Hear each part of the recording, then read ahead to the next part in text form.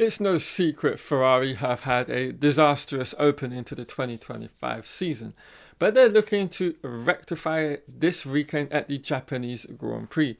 Now you may be wondering, well, how exactly are they going to be doing that when they have such major issues with the SF25 in its current specification?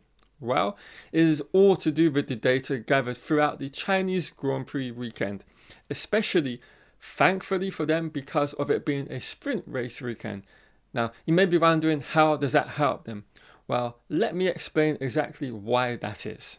So with a sprint weekend having a sprint race as well as a full race Grand Prix distance, it of course means that a car has to run in two basic fuel loads for those given events.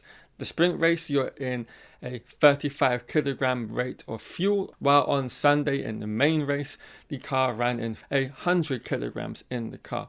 Now, what Ferrari found across these two events is there is a huge difference in the performance levels of the SF25 from the sprint race to the main Grand Prix on Sunday.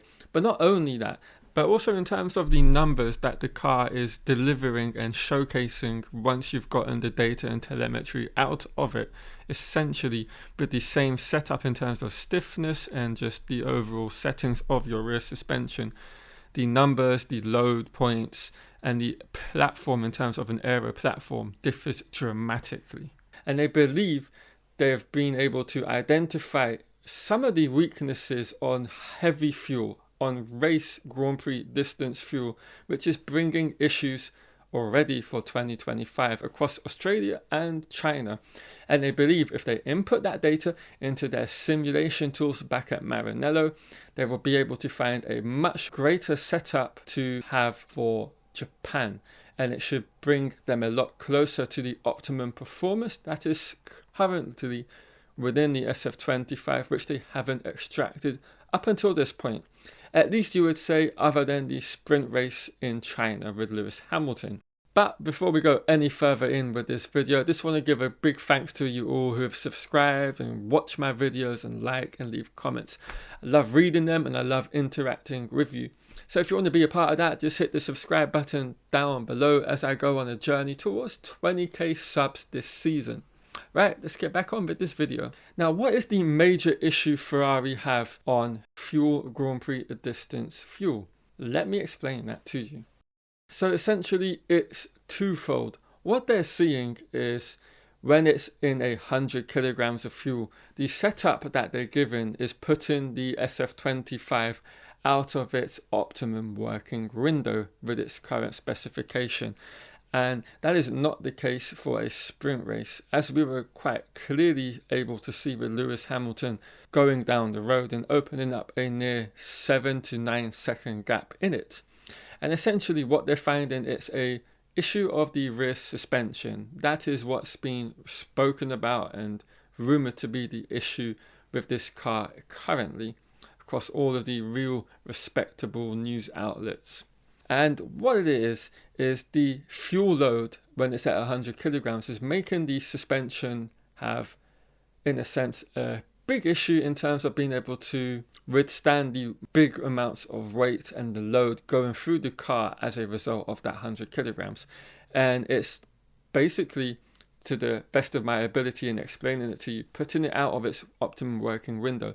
Essentially, they need to stiffen up the suspension to keep it in terms of a stable aero platform, because when it's run in its current specification, it was in China in that main race on Sunday, it was not doing what it needed to. Essentially, this is the rear suspension we're talking about, and it's got nothing to do with it being a push rod and not a pull rod or vice versa.